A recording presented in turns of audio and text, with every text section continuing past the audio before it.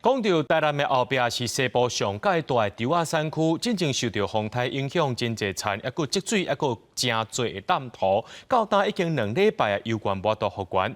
虽然农民讲会当申请补助，不过因也烦恼讲这淡土是遐尼济，无都处理，万当丢可能是未付补产。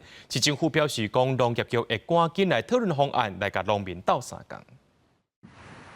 横看这块地，全是土沙兼有水积伫内底，其实这本正是田地，这季全保产落去啊。不过说因为凯比风台变大水后，地势北江溪崩化，水涨悬漫过来，造成水甘沙甲台南后壁区上加东里的田地严重破坏，拢总有60农民50公顷以上的田地受影响。农民无奈讲，头摆遮严重，心血乌有气，望政府出手斗相共。是讲这块嘛无法度去补啊，无法度去补，阮嘛是爱补休耕啊。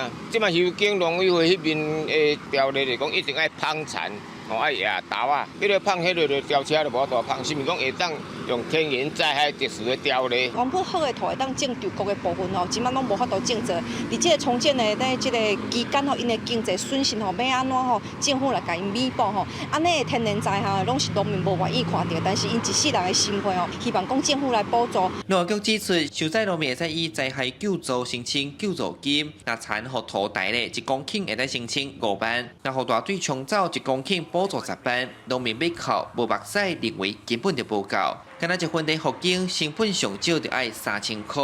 另外，饮水灾情是对北江溪水头到水尾的直行里，本正要收成的番瓜啊，全部拢害了了。即马猪仔啊，迄个淹灭啊，要来复原。嘛，爱真久的时间呐。洪伟哲市长也是高度的重视了，已经要求一定要在最快的时间来协助农民来解决他们的一个问题哦。那这部分的话，已经责成了农业局来召集相关的单位，然后研拟协助的一个方案。种番瓜的农民反映，有人热人无种，不过风台来，甲因帮康型的布棚剩甲密密茂茂，煞无法度申请相关补助。政府讲，目前公所已经在编资料，会以个案处理做评估。记者从台南采访报道。